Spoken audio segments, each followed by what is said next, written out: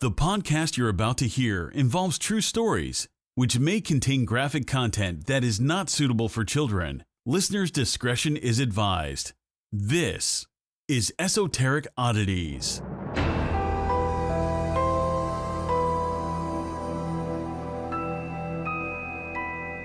be a good person and do the right fucking thing.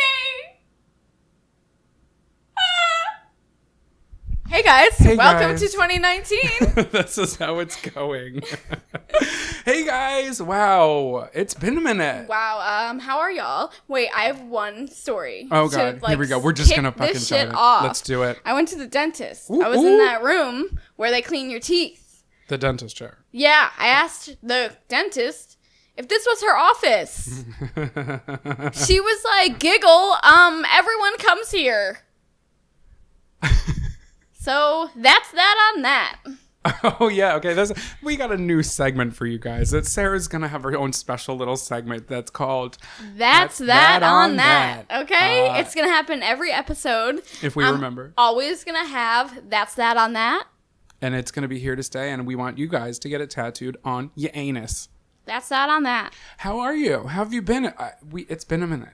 I mean, we recorded a bonus episode on Patreon. So if y'all want to hear about a story about how I got 16 stitches from a gynecologist and I love felt that segue. Yeah. So go ahead and head on over to patreon.com/esoteric-oddities. Yeah. So like 2019, we're here, we're queer. I am bringing nothing but positivity in my life. Yes. It's starting out rocky. But it's going to turn into glitter because rocks are nothing but glitter. Rocks are just gold. Yeah, so this has been a weird start to a year, gonna be honest. The first week I got in some beef with Trisha Paytas.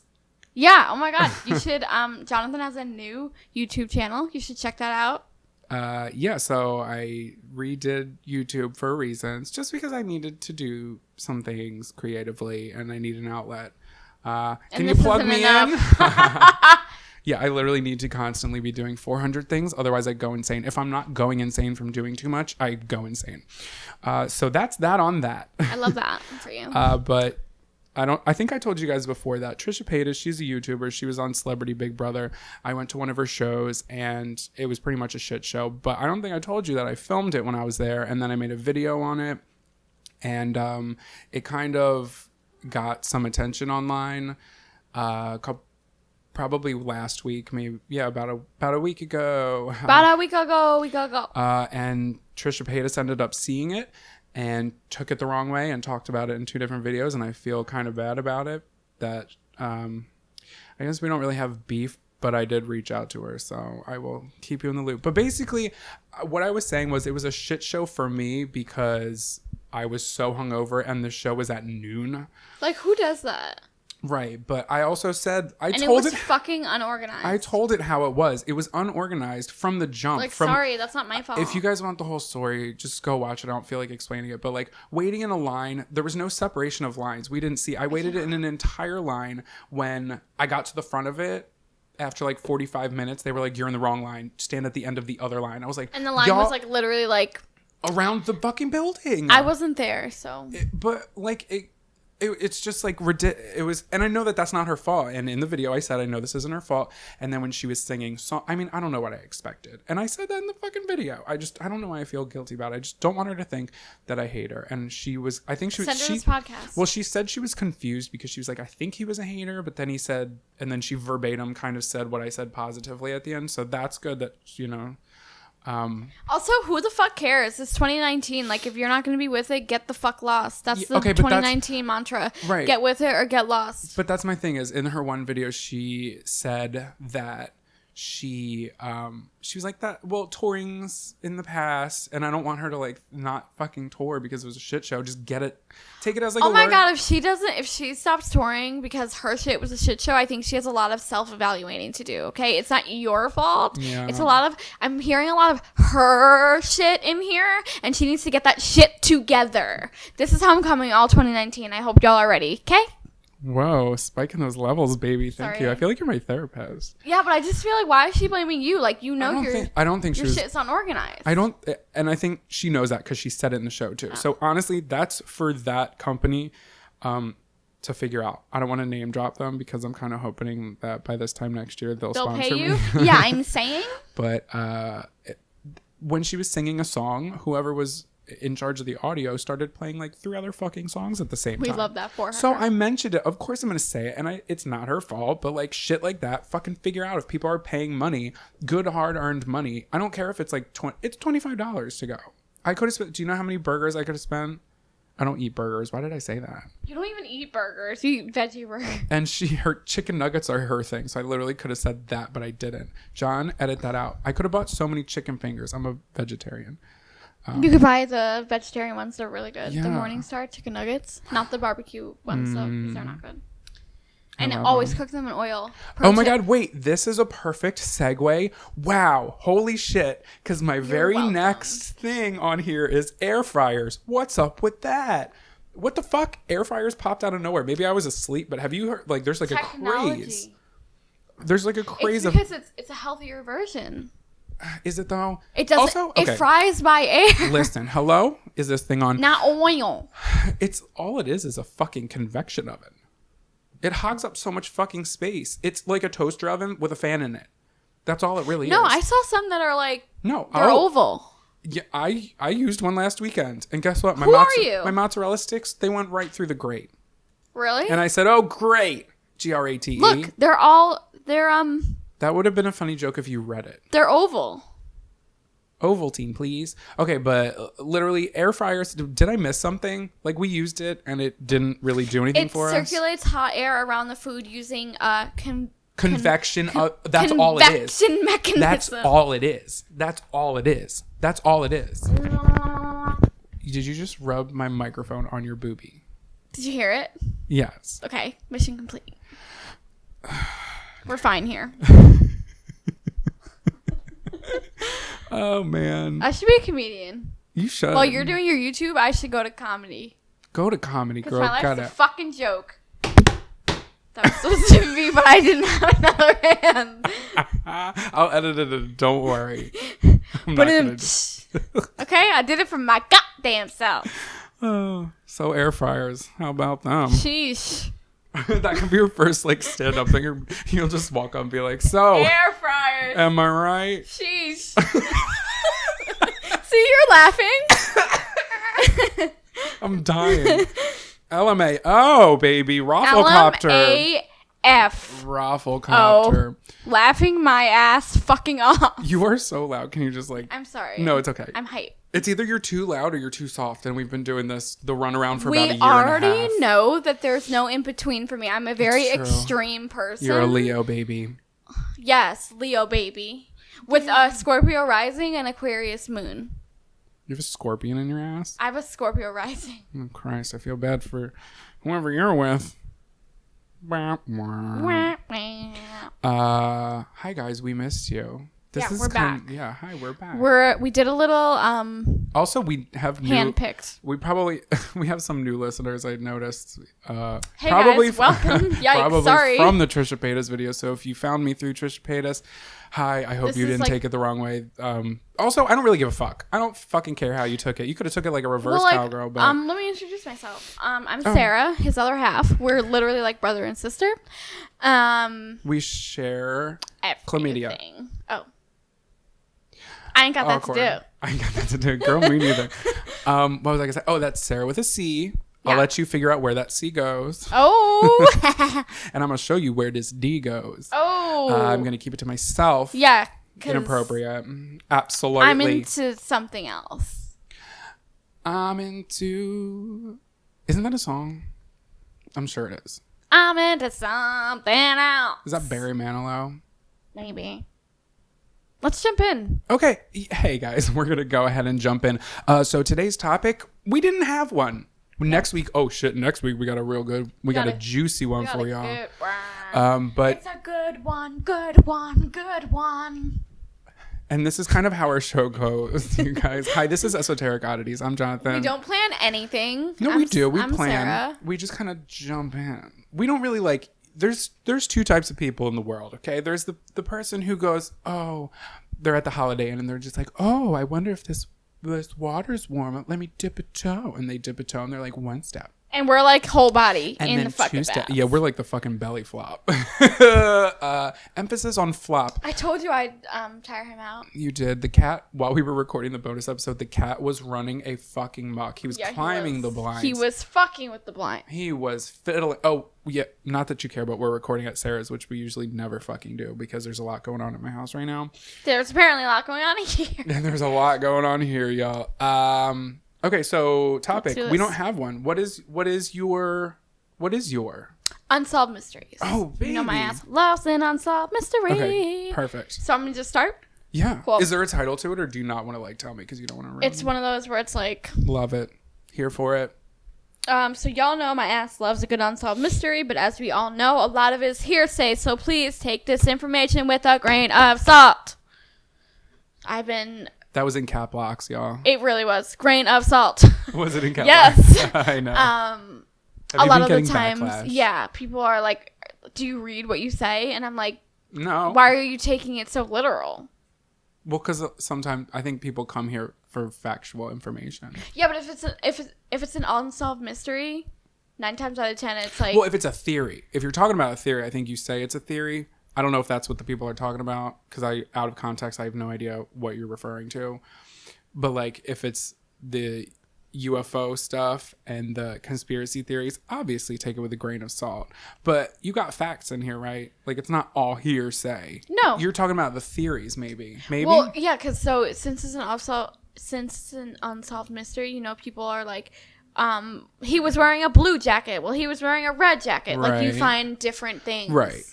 As long as you say that. Yeah. Also, sometimes you are gullible. Yeah, I know. Love you to bits. Leave me alone. You sent me a thing today and you thought John Benet Ramsey's killer was caught, and it was an article I didn't from think like... so. I was sending it to you to see what you Okay, thought. don't get mad. Just saying. I feel like I'm a really stupid person. I want to work on that. I want to not be so vapid. You are not a stupid person. You use the word vapid, and I've never heard...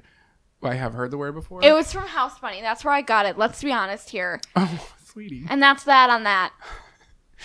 Instead of the mahi-mahi. Can I just have one mahi? Because I'm not that hungry. All right, let's... Okay, well, you're not stupid, so don't say you're stupid. If anybody says you're stupid, up theirs. But you can work on it. I'm working on everything. That was a backhanded compliment for me. Yeah, I know that. That's where the passive aggressiveness comes in. It's fine. The 2 words you don't want to hear me ever fucking say. He's never ever said that to me. Because I'm real with you. I know. Because Well, also, I I'm can real. tell. He can't do that bullshit with me. We're going on 7 years here. That's true. We've been married for 7 years. Our kids are grown up. They can vote now. Let's hope they make the good decision. To vote Trump out. Yes, please. Okay. So, McCormick was a high school dropout who had held multiple addresses in Missouri/Illinois regions of St. Louis, Belleville, and Fairview Heights, sometimes living off and on with his elderly mother. According to a 1999 article in the St. Louis Post, McCormick suffered from chronic heart and lung problems. He was not married, but had fathered at least 4 children. Now, this is where the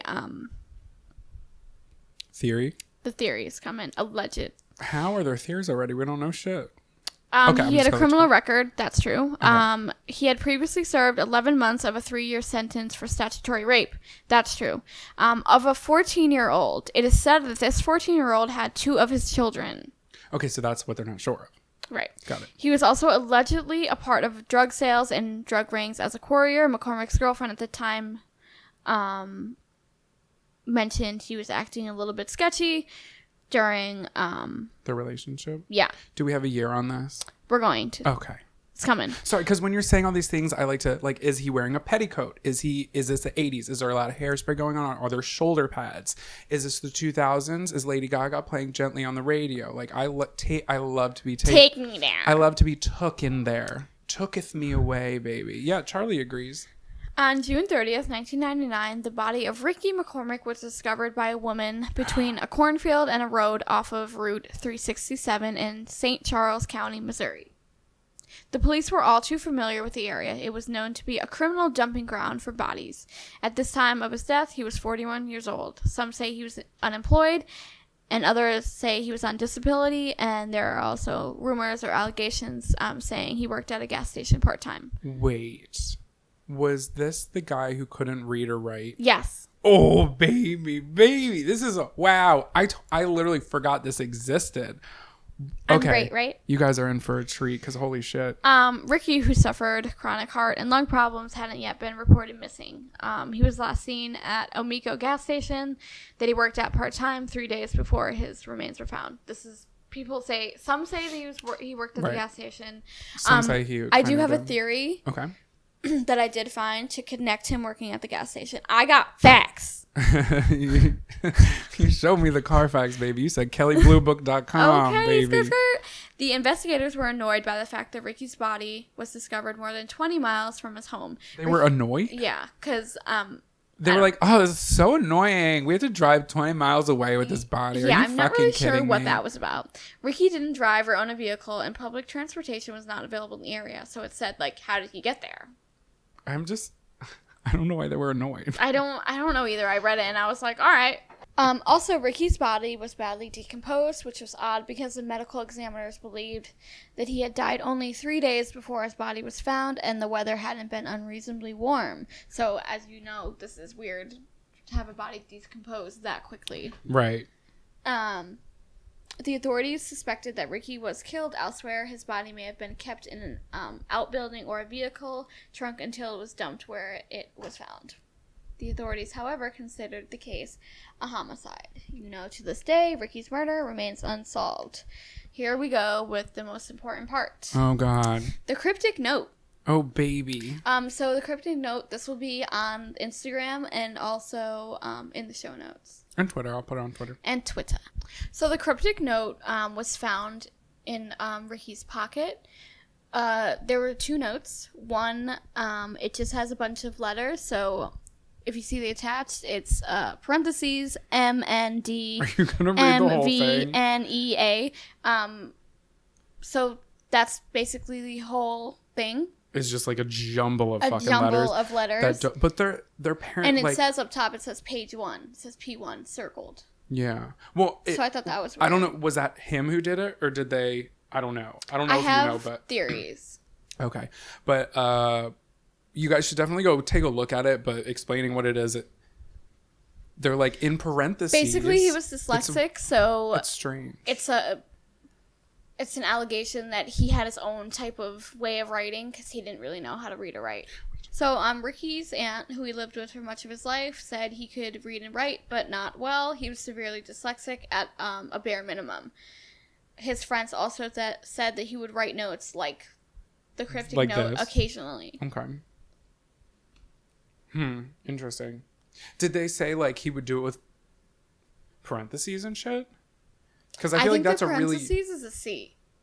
no. Because there's open and close. Like if you look at it, Right in this it's one, like there is it open looks and very close. very split. Yeah. Like it looks like this is And a then thought. this one, is a there's thought. like circles. Yeah, I don't know. Yeah, it's a bizarre case. Here for So it. Dan Olson, Oh, the cat just fucking fell. are you good? Dan Olson, chief of the FBI's CRRU, explained the significance of the cipher found on Ricky. He says it doesn't happen often that we have an unsolved cipher of this length and significance. So when they say cipher, they mean note. He said the characters are not random. There are many E's, for example, that could be used as a spacer. There are many characteristics that suggest it could be solved, many patterns. The problem is we don't know why it's not solvable. The note contains over 30 lines of coded text, including numbers, letters, and parentheses. Okay. So I looked up some tips for solving a cipher. This is from the FBI website. I thought this would be What? fun. Are you laughing at me? No, yes, Oh. what are you doing? I was taking a Snapchat. Sorry. I love. So these tips are from the FBI website, and they provide a step-by-step breakdown of how to solve a cipher. They've stated that they cannot get past step 2 when analyzing the note found on Ricky. So breaking any code involves 4 basic steps: determining the language used, determining the system used, reconstructing the key, and reconstructing the plain text. And then now you apply 4 steps. Determine the language allows you to compare the cipher text to the suspected language, or cryptanalysis, which usually starts with English. Determining the system is the cipher used in rearrange words, replace words, or perhaps letter substitution. They think in Ricky's case it's letter substitution. Okay, that would make sense. And then reconstructing the key. So this step will answer the question of how the code maker changed the letters. Every character shifted one letter to the right in the alphabet. This is so, and because he's dyslexic, like it's But so he's kind of complicated. smart. No, I understand Well, he that. kind of made his own code. That's Right, but trying to crack that is like, what the fuck? right, because you don't know. Which You're is, not him. it looks, I don't know. I don't want to say it looks simple, but it looks like someone out there would, especially with the internet now, would have fucking cracked it by now, but nobody. Right. Well, before, this is what I was talking about before, earlier, when I said his girlfriend felt like he was acting, before he died, he was acting like scared and little jumpy. You said his body was decomposed. Did you say how?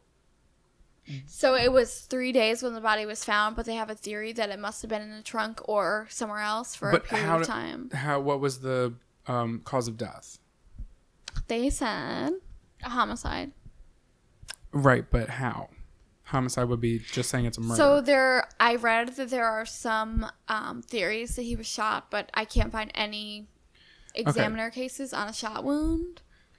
Ugh, that's fucking annoying because that can't be a theory. It's either he had a gunshot wound. There's like no released info on that. on like how. This case was like very flatlined. There wasn't a lot of information on it. I found more on this cryptic note than him. So if it was a homicide, they have to have reason of like, was he strangled? Like there was nothing about how he died at all. Mm-mm. Okay.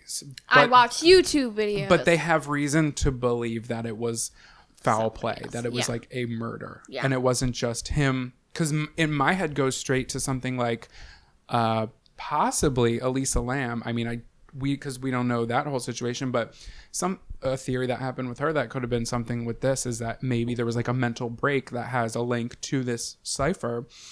Mm-hmm. That maybe he was wandering or something in a dazed state, laid down somewhere and I don't know, fucking died. Right. Just like you just never know. I don't know. Or maybe like I don't know. Maybe also, poison. Maybe he like poisoned himself. Right. Well, I don't know because he was involved with like drug rings and he was a courier, so maybe he fucked up somewhere. Yeah. Okay. All right. So there's two theories. The murderer wrote the note. As a red herring, do you think? Yeah, so the story goes that the killer wrote the coded note and planted it on Ricky's body to serve as a red herring to distract the police away from the real killer. Given the complexity of the note and how long it would have been to invent this coded language, I think that's not possible. Okay. Wait, I'm sorry. Say that one more time. What you think is not possible? That the killer wrote the note, because he would have to invent the coded language, and then that would take too long. Because if it's a red herring, they could literally just put gibberish together. That's true. But then that would because nobody's cracked it, so it could. But they did say above that Ricky did have notes like this beforehand. Right, but okay, so that's now opening a possible door that whoever did this was close to him enough to know that he would do something like that. That's true. And make that but I don't understand what kind of red herring that would be, because maybe it was just a note that was in his pocket of like, maybe it was like a to-do list for him, right? Yeah, but then again, if it was a to-do list, it would definitely like help out what he was doing at the time. Right. Okay. So I found the medical examiner classified Ricky's cause of death as undetermined. However, they consider the case a homicide. So that... I'm telling you, that's how it was with everything that I looked up. No, it's not that I didn't believe you. I just wanted to like make sure, because that's so weird to me. I know my research isn't that great, but today it is. How are they going to say it's undetermined but then consider it a homicide? Because if it's undetermined and you don't quite know what the fuck happened... Well, also, like, didn't you test him for poison? Didn't you? I'm confused here. They probably know something. But yeah, but why isn't... I'm thinking because he was a criminal and he statutory raped a 14-year-old. I'm guessing it was probably a really small town and people knew him and they just didn't care. Well, okay. Is that, like, really harsh to say? No, because I don't know if it's true or not. I'm not I feel like that would be the only probable cause to them, like, not finding. You know what? I have a feeling that they probably know what it is, but like you said, this case is this case is unsolved. Yeah. So it's technically still an open case. Right. So they probably have the information. They have the fucking information. They're just not opening it to the public because you can't open that information to the public until it's solved. So that's that on that. I love that. So another theory is that Ricky wrote the note. Okay, right. It's, Dan Olson, he's the CRRU chief. He says that it's done in more of a format of something written to oneself than something written to somebody else. Did they compare his handwriting? I don't think they did that. They fucking had to have. So he said they had, okay, because by this point, Ricky was known. Go ahead. I was just gonna say, why are you still trying to decipher whether it was him who wrote it or not? Because there has to be. The guy was 41 years old when he died. There have to be. His handwriting is like they have access to his handwriting that they can compare, and they can bring in a professional person who specializes in that. I don't know the fucking name for it, a professional handwriter person. But like, why can't they do that just to at least decipher whether he wrote it or somebody else wrote it? Right. Let's start there. Hi, my name is John Carson, and I'm taking over this case. Ricky was known for concocting tall tales. Wait, watches CSI once. Literally me. Literally. And his displays of unusual behavior. He was reported only semi-literate and struggled with learning disabilities and mental health issues. His mother referred to him as mentally challenged. Most people believe that Ricky wrote the note in a shorthand that he developed over the years. So it's possible that the note will never be deciphered. Ricky's shorthand would have been affected by his learning challenges and mental health, meaning that anyone who tried to solve the cipher would first need to learn Ricky's private language. Right. So, as we said, the FBI cannot get past step 2. Right. And that's determining the system used because they don't have Ricky. The confusion is regarding whether or not Ricky's family thinks that he was capable of writing the cipher. Some of Ricky's family members said that he couldn't read or write, and there was no way that he could write such a complex code of messages. Yeah, because now I'm thinking, like, in my head, I kind of was starting to convince myself that he often wrote notes like this and that somebody was trying to copy it.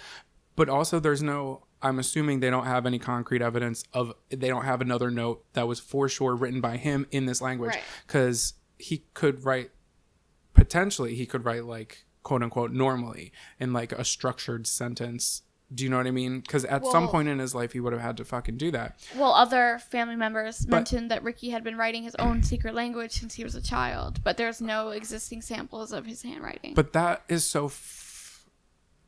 that's so interesting. I don't want to say hard to believe because anything can happen, but I feel like there has to be one fucking piece of paper out there that has his handwriting on it that was for sure from him in some sort of code. Mm-hmm. Because you said his friends said that he sometimes... I don't know. I just want the Carfax. I just want to see it in front of me. Other people believe that he was carrying the note. So there's... Ilanka Dunnan believes that Ricky likely didn't write the note. Instead, after taking in consideration Ricky's education and background, she suggests that he may have worked as a courier of coded messages for criminals. But if Ricky was killed and he was couriering notes for criminals, it seems odd that the killer would have left the note on his body to be found by the police. But also, this note is cryptic, so this person could have believed that it wouldn't have been cracked. Just some theories. Yeah, I'm trying to wrap my head around it because I don't know. This is the last thing, and then I'm done. So he did have a sketchy past. In the early 1990s, he pled guilty to statutory rape. And like I said, it said that he was fathering 2 children with a 14-year-old girl. Ricky's girlfriend at the time told the police that he had made a couple of trips to Orlando, Florida to pick up marijuana for Baha Bob Hamdallah, the owner of the gas station that Ricky worked at. Okay. This supports the theory that Ricky was participating in illegal activities at the time of his death. Interesting. Was the name of the gas station Baja Bob's? No, it was Amaro. Additionally, Gregory Lamar Knox, he's a high-level drug dealer who operated in Ricky's neighborhood, was suspected in several homicides.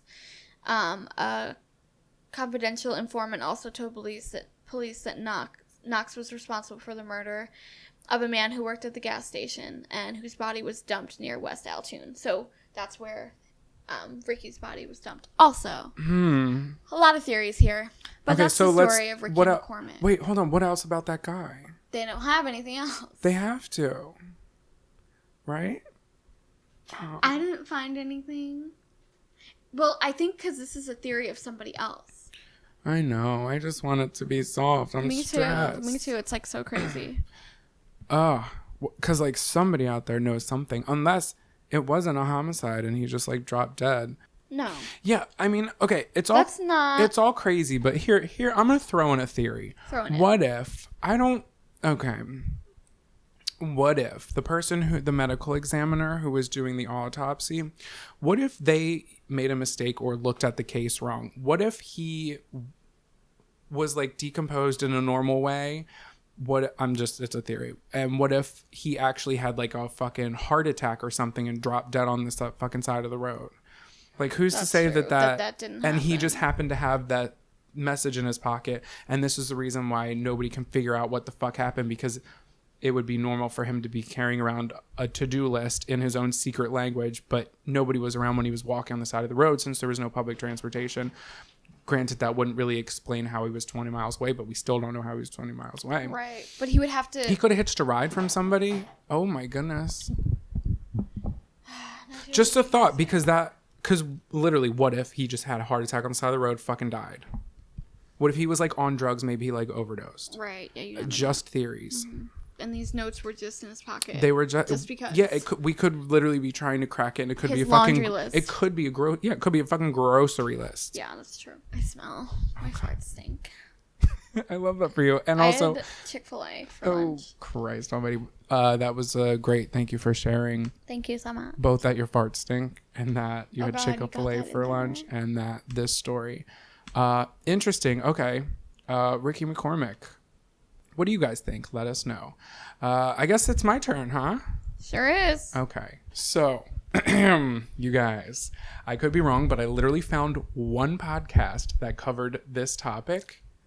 It's fucking insane. I could be wrong, but I tried to search and there was one that popped up in particular. I feel like it has to be wrong because, listen, I don't know. But the one podcast that did it, they did a good job, but they left out a lot of fucking crucial details. So y'all are in for a treat.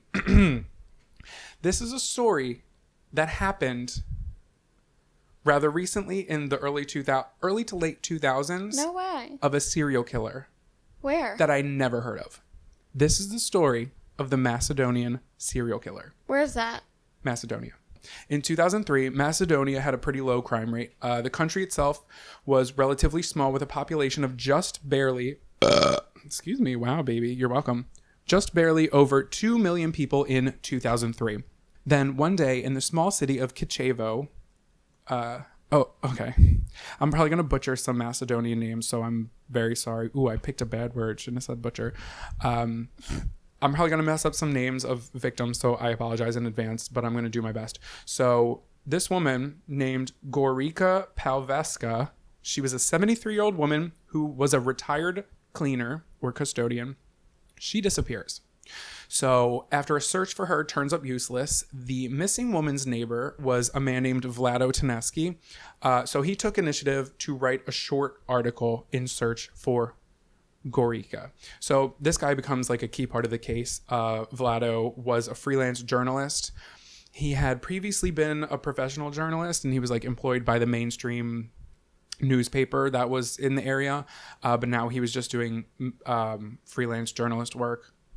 Just wanted to mention that because he's not like a freelance like college student. Like he knows what he's fucking doing. He knows what he's talking about. But what he and the people of the town didn't know was he was about to embark on writing about the most brutal serial killer Macedonia had ever seen. So a year passes and Gorica is still missing. Then on November 16th, 2004, a 58-year-old woman named Mitra Silgenasko went missing from Siljanska went missing from her apartment again in the city of Macedonia. Well, that's the country, Kochevo. So like Gorica, Mitra was a cleaner.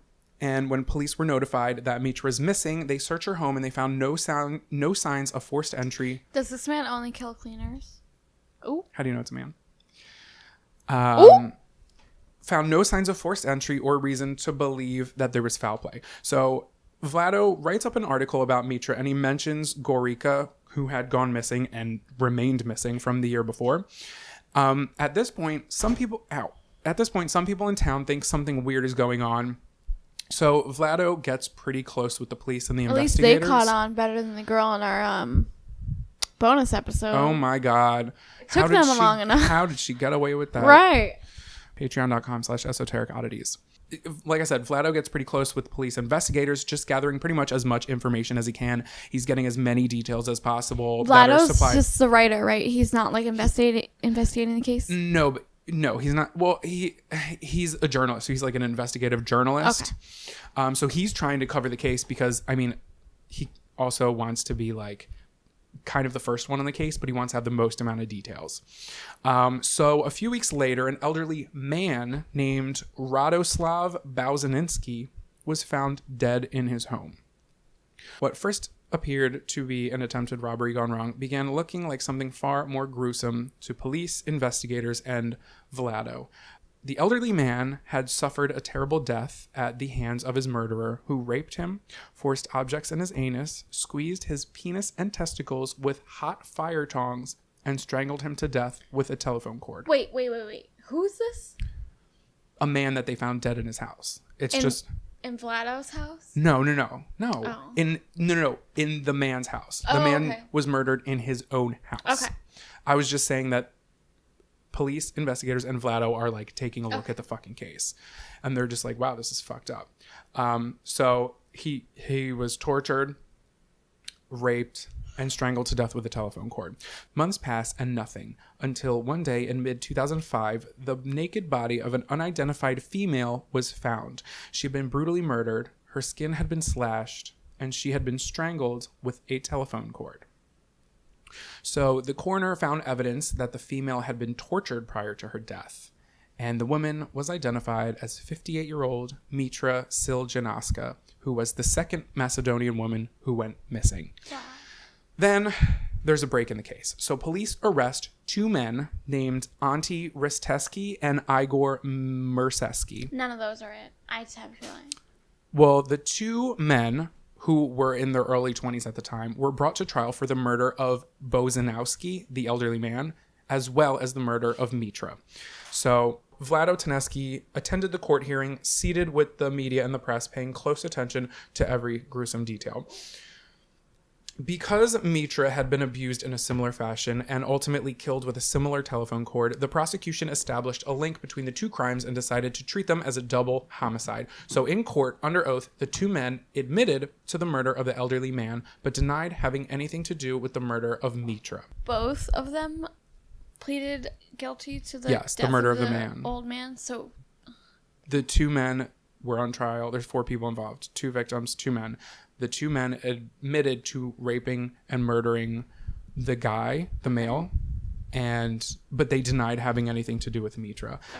There was an off the record, you can't even call it a report. There was an off the record. It wasn't even a statement. It was rumored that they admitted to killing her as well, but they did not do that in court. Oh, okay. And who knows what. Like, I don't know what the laws are out there. Who knew what their lawyers were saying or anything like that. The court thought otherwise, and the 2 young men were found guilty of the double murder and sentenced to prison. So after sentencing, Vlado approaches the families of the murderers as well as the victims, the families of the victims, to gather as much information and try to piece everything together about what went wrong and when. With the town at ease that the murderers were put away, people continued their lives, and Vlado continued his job as a journalist, writing about much lighter topics until 2007. Oh, God. So on November 10th, 2007, Ljubika Likowska was a 56-year-old custodian cleaner, gets a phone call from one of her close friends. So the close friend tells her to turn on the radio. When she does, she hears a report of a tragic accident in which her son had been involved in. So without hesitation, she leaves her house and goes to the hospital and is never seen alive again. Yikes. What's more fucking strange is that the report that was on the radio had been forged. There was no accident, and her son was not harmed at all. In fact, he was the one who reported her missing. So we'll come back to that. Months pass. The new year comes and goes with no evidence. Then on February 3rd of 2008, a truck driver pulled over near a roadside refreshment area in the mountains. So the man had stopped to use the restroom and grab a soda when he noticed what looked like a mannequin hand sticking out from a heap of garbage. Bet it's not a mannequin hand. When he looked closer, he realized it was a human hand. He dialed police and the body of Ludwika Lakowska had been found. So that was the woman, 56-year-old custodian who got the phone call. Right. The radio situation, who went missing, that was her. She went missing on November 10, 2007. She was found February 3rd of 2008. So as police investigated the location, Vlado questioned the woman's close friends and family. So I'm going to take quotes from his, because he covered it pretty well. I'm going to take quotes from his shit. So quote, Lubecka was a quiet and gentle woman. She fought poverty and worked as a janitor of apartment buildings to feed her family. Relatives of the woman told Vlado. For his article, Vlado also interviewed the victim's son, who said, quote, the victim who was allegedly in an accident that never happened. He said, quote, 2 days after the disappearance of my mother, I informed the police. I started talking to residents in the building where my mother used to work and searched around for clues, but I could not find a trace of her. The police told me that they were on the case. So, according to the coroner, the murder had been committed just days prior, which meant the woman, who had been missing for 3 months, had been kept somewhere as hostage during that whole time, fed to be kept alive, and repeatedly tortured and raped. So the town of Kochevo is freaking out. What I didn't say in that part was she was strangled with a telephone cord. Okay, so again, I'm going to read a snippet from an article he published that week. Quote, this is from Vlado's article. Quote, rumors abound. When police are working on the case, the majority of people in Kochevo think that this murder is related to the double homicide when 2 older citizens were killed. Vlado tells, then that's the end of the quote. Vlado tells the readers in the town to keep in mind that by this time, the two men who were in their early 20s were still behind bars.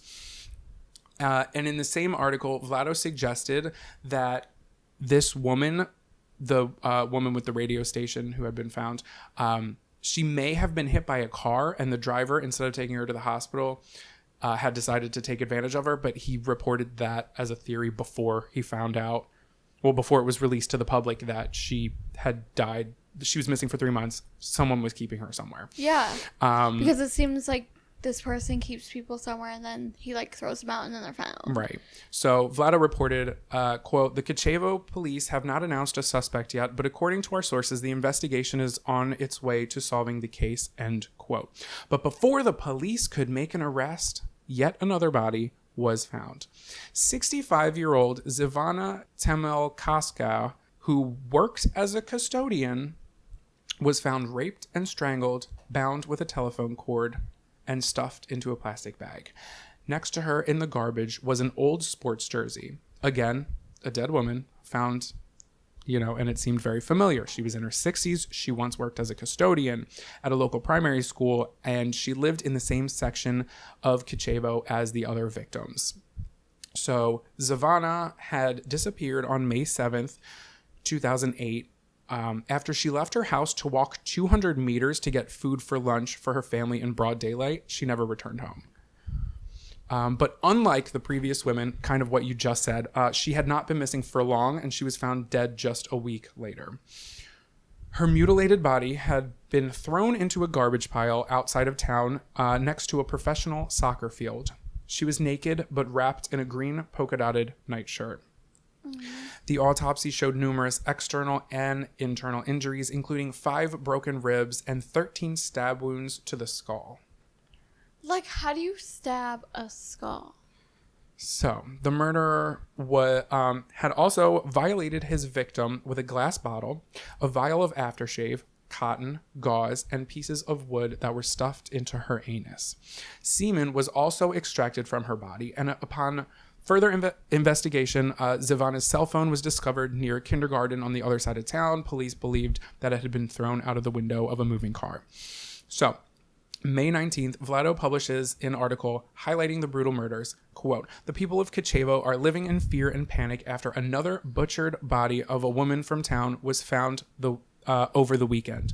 The local police, as well as the town populace, see the mysterious disappearances and terrible deaths of Zivana and Lubica as the work of a single person, a serial killer. The motives of the Kichevo monster are still unclear."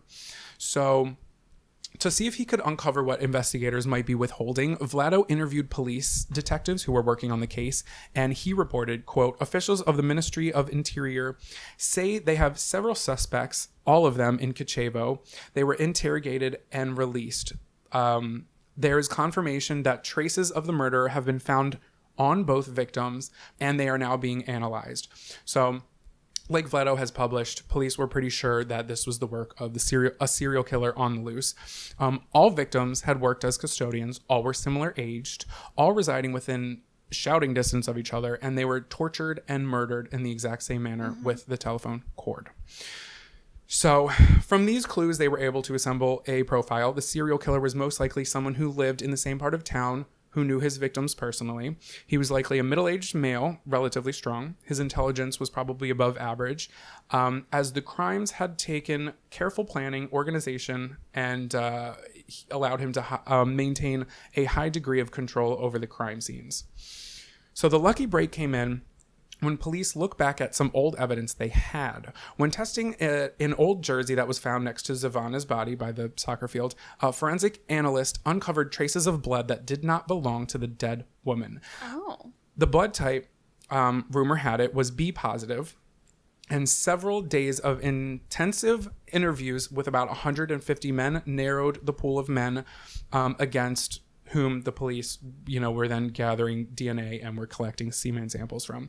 So the DNA that had been found on Mitra was compared, and the DNA matched. So now they are like, okay, we had the theory.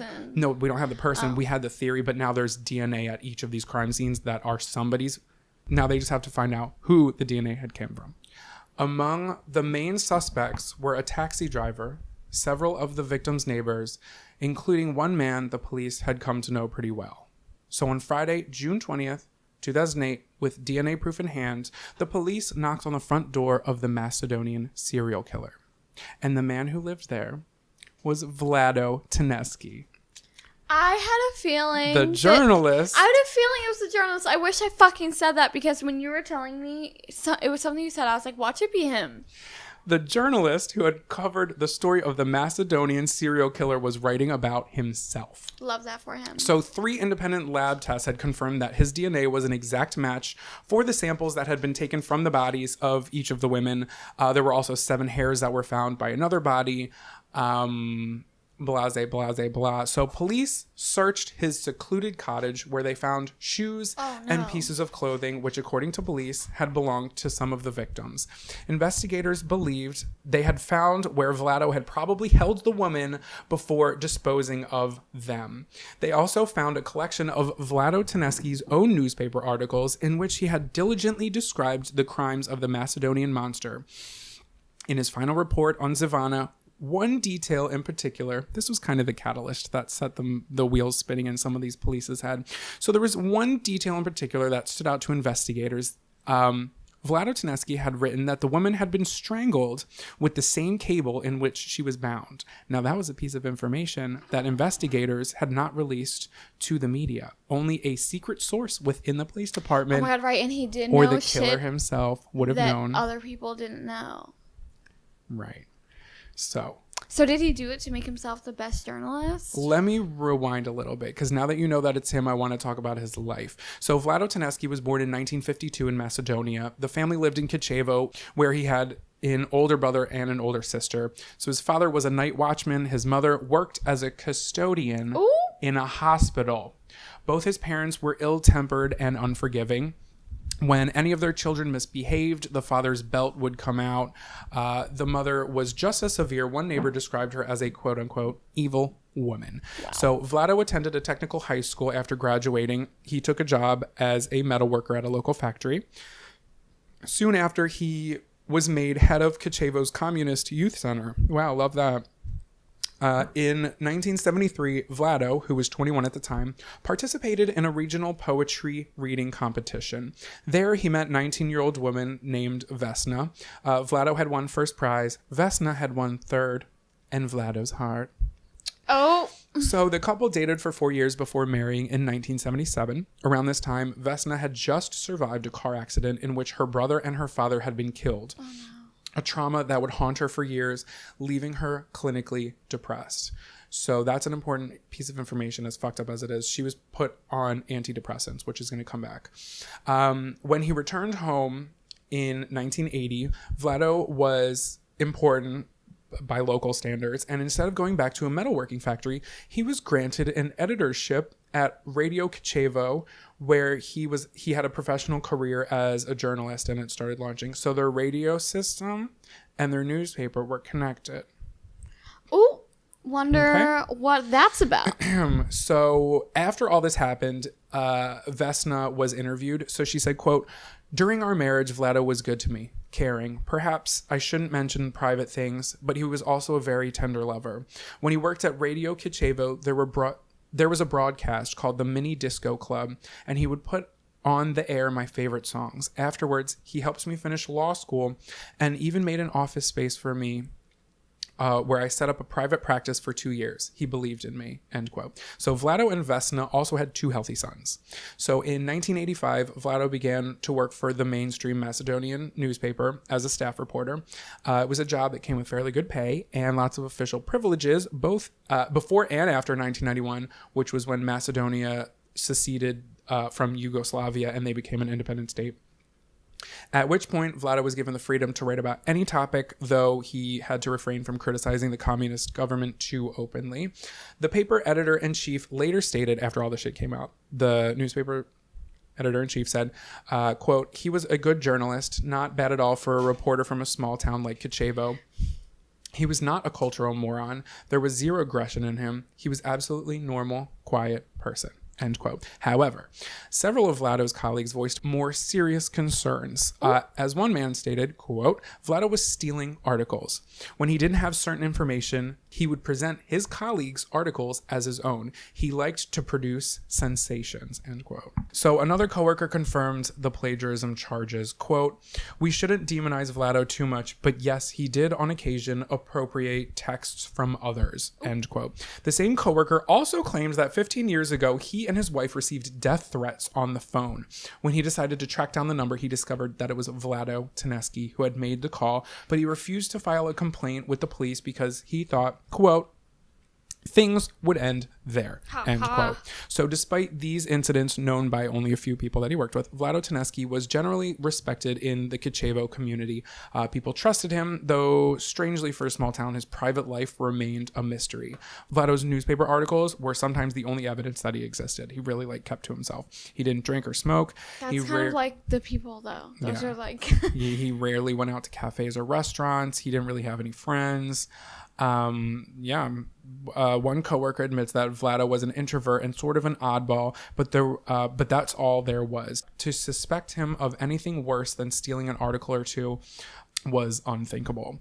So whenever he went to seek information, doors were opened and questions were readily answered. Obviously, he got it in with the fucking police, but that's something a lot of killers Serial like killers. to do Yes, is they get have in, this get in alter with the ego fucking police and to be this really nice What's person. up with that? So in August of 2002, Vlado's father hanged himself inside the family cottage, the same one that Vlado still lived in when he was arrested.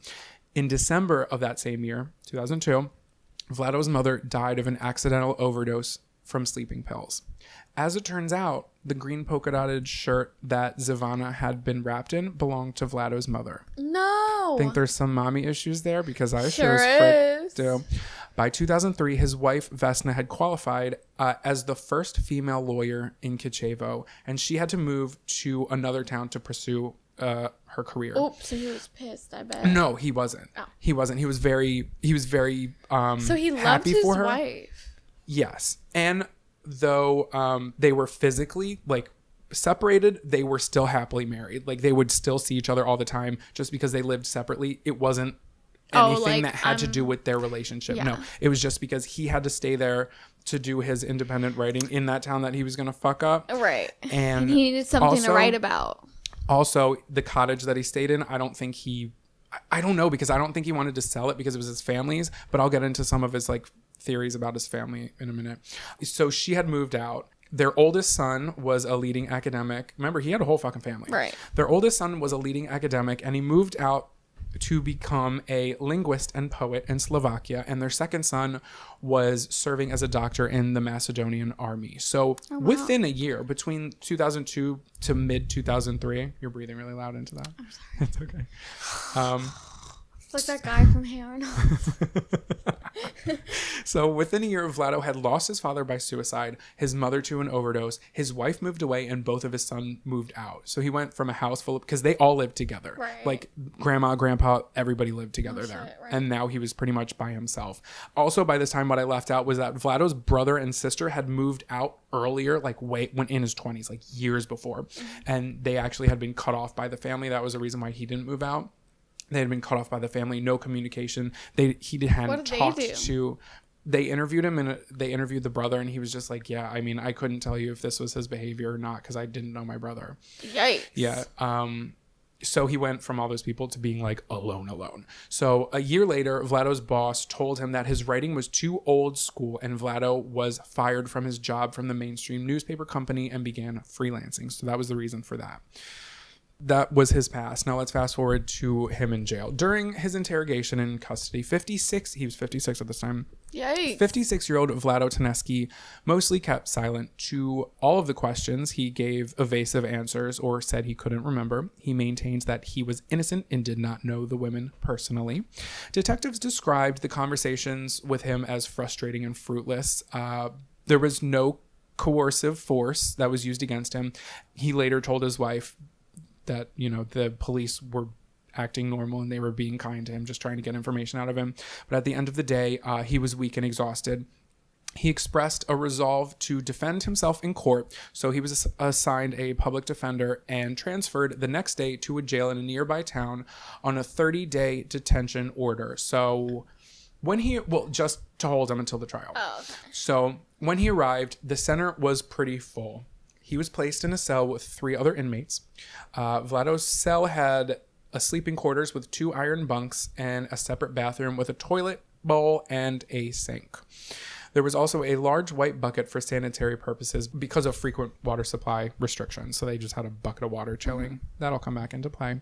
So Monday, June 23rd, 2008 at 2 a.m., only 3 days after his arrest, one of his cellmates found Vlado on his knees with his head in the bucket of water. Ooh.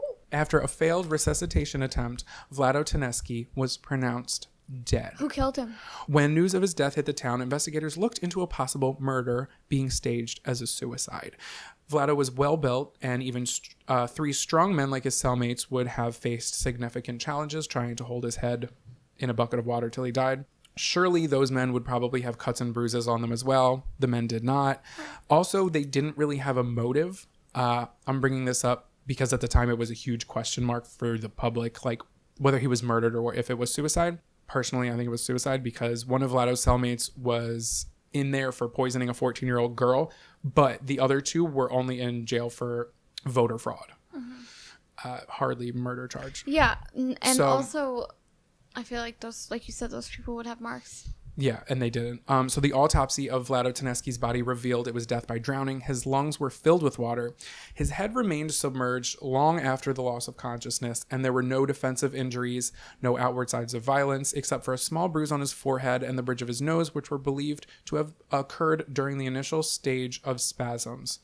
According to a spokesperson of the Ministry of Interior, the inspection of the crime scene uncovered no signs of a struggle. So now it's like it was a suicide. Right. Before his death, investigators were informed that Vlado had been self-diagnosing himself with depression and began self-medicating without consulting a doctor. It's not certain exactly when or why. The wife believes that he was taking, back in the day, he was taking her medication. But Vlado began taking antidepressants. His wife had been taking them for years, but he took them without his physician's knowledge.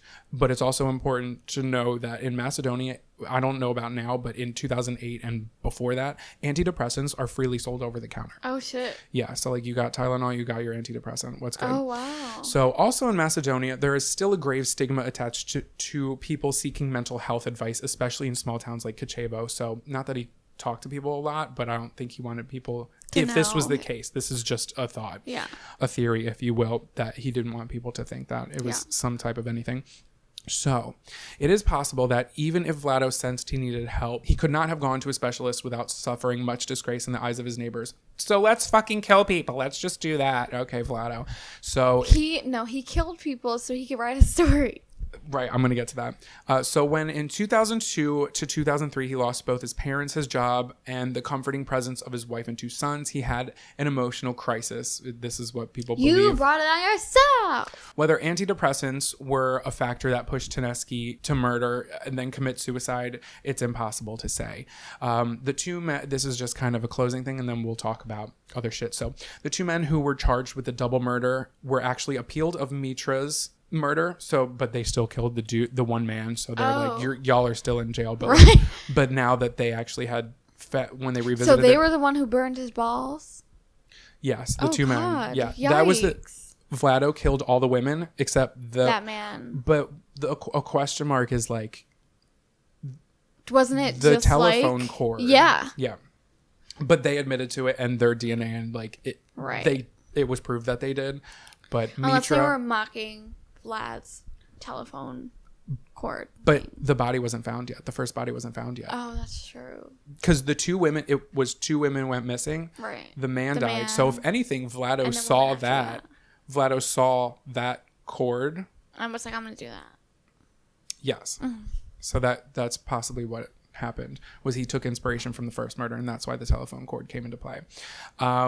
So also Gorica, Gorisha, the first woman, the 73-year-old woman who went missing in 2003, was never found. Oh, shit. Yeah. And where's she at? It turns out she lived across the street from Vlado. Still to this day, they never didn't found. question him on yes, where that body was? They didn't get any. Remember, they didn't get anything. They only had him for 3 days. Right. They were putting him they were literally in the process, and he killed himself. Oh, right.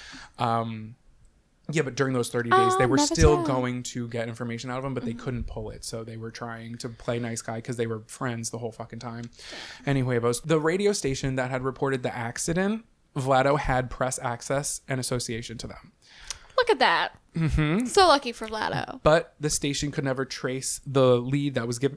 Oh, excuse me. The police could never trace the lead that was given to them. He allegedly captured that woman, kept her in his house for 3 months before murdering her and dumping her body while the woman was kept in his house. Yikes. According to this timeline, while she was alive in his house, he was interviewing her son, asking him questions about his missing mother in their house. How fucked up is that? That is. Like, I know where your mom is, but when's the what do last you time think you happened? saw her? Yes. Ew. Mm-hmm. What a crazy person. So that's pretty much what I've got. I think he's got some serious mommy issues too that weren't reported, and they can't really ask him questions about it because the whole thing with... He seemed to be a very private person. Yeah, but every victim was a middle-aged... woman. Custodian. Right, like his mom. And he wrapped Zavana in his mother's... Shirt. Yes. It's weird though, because I wonder what happened. There had to have been something else. But we'll never know. Wow. Well, fuck. A journalist who wrote about his own killings. Murders. I've never heard that. Now, that's another thing, is he was a freelance writer, so... I don't want to say it's an argument, but it's a creative discussion that he was killing people just to get a story. A lot of people think it's feasible because they say he didn't have too much money. His wife was making a lot of money. And he had to be like, oh shit, what am I going to do? And they weren't living together, so that a house was technically his responsibility. And he was fired. So he was a freelance worker. If he didn't write about news that was going to sell, he didn't get paid. Shit. He did not get paid. I think he was killing for a story. That's the way he true. did it was like, yeah, okay, but also, where do you learn that? psycho school I'm attending this fall. I love that for you. Sign up now That's at sad on that. odditiespodcast@gmail.com. Love that. Yeah, definitely some anger towards his mom. But how fucked up is it that he was interviewing these people? Right. Like, There's oh my like God, where, like, when did I see her? Like, did she seem like, Yeah, you have her in your house? fucked. Wow. Also, the radio thing is so weird to me because that woman's friend called her to tell her. What if she just didn't hear it? Right. What if the son heard it? He was like driving it. It was like an accident. You hear that you were involved in it. Like, what the fuck? Right. And it's just like you have nothing. So that was kind of I don't know anything about the friend either. So that could have been a coercion. That's true. But also, Vlado was smart. Yes. Like, He was he very really smart. like planned, Yes. premeditated. Yes. What do you think? I think he was killing for stories. I think you it's might like be right. like what you said, because if his wife lived somewhere else, she had no responsibility to the house. He did, and he didn't want to sell it. He had like a fucking mental break. Clearly. Right. So he was like, "Well, I just have to kill people for the story to keep my house alive. It's gonna be fine." Also, suicide by drowning yourself takes a lot of Mental preparation. yeah, but also like if you did it. Right. Right. His DNA was everywhere. His hair was found. His semen was found. But the thing is that kind of blows my mind is he was writing about the fact that they had DNA, they collected it, and they were trying to find the person. He was calmly sitting there at his fucking computer, and he was just like, "Yep, they have the DNA. We're waiting to find out. All the DNA's I matching." feel like he had to have known that it was game over. Yeah. Or no, not even that he was going to get caught eventually. I feel like this was always the end game. Yeah, but also, like, this shit happened in 2003 was when or 2002 or 2000, something like that. It might have been 2005. I don't know. In the 2000s when DNA was, like, a thing. Right. So, like, homeboy, been known. Right. that he was going to get caught. Yeah, what the frick? And he didn't even try to, like... Didn't even try cover it. No, but he kept them going for quite some time. He took a whole year off, too. To kill people and premeditate. No, he didn't. Yeah, well, yeah. To figure out his plan, Stan. Fucked, but he, yeah. It's interesting.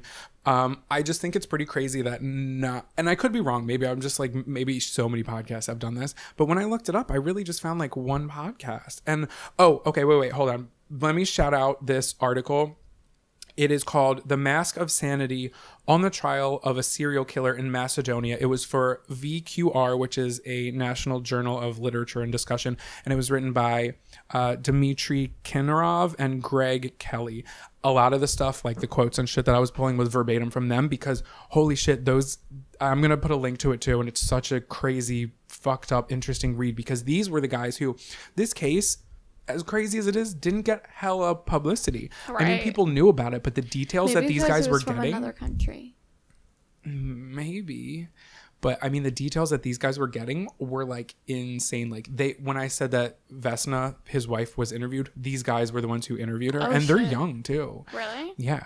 Wow. And it was rather recent when it happened, but yeah. Wow. Fuck. Also, to shout out to them. Like yeah. I copy and pasted a lot from them, so thank you guys for your help. Thanks for copy paste. Okay, so this story, a lot of the places, like there was a documentary that I watched. I'm a sucker for storytelling. I fucking love that shit. But the documentaries that I watched kind of like were a buzzkill within the first sentence. They tried to do like a cold open with a hook. And they were like, the murder, a serial killer's on the loose. But the journalist who wrote about it was the killer. I was like, why would you do that? But build the story. Like, I get that if there's a fucking story there and I'm not like fabricating shit. Yeah. You take me on that. Was it a woman? I don't know. But now you guys fucking know, and you can tell your ugly friends to listen to this fucking podcast episode. While you're at it, why don't you go ahead and tell them to subscribe on whatever they're listening to this at? Yeah, Facebook, Twitter, all Instagram, of that. All that. That's not where they're listening to us. That's our social media. Oh, so yeah, fine. subscribe wherever. But we have links there. Yeah, link it, pink it. Do you have a fun fact and a tweet of the week? No, that's okay. I'll read mine. So my fun fact is that Harry Houdini could pick up pins with his eyelashes and thread a needle with his toes. What? A talent. You know, I was taking a nap and I was like, I need a Twitter and a fun fact, and it just escaped my mind. That's all good. Sorry, guys. She'll have one next time. I just think it's good to end on on a fun Oh, note. yeah, Because as entertaining as this story is, It's still, like, women people were are dying fucking raped and murdered yeah, and strangled. in a very excruciating way. Yeah. So let's bring it on back with my tweet of the week from at Yahoo Lifestyle.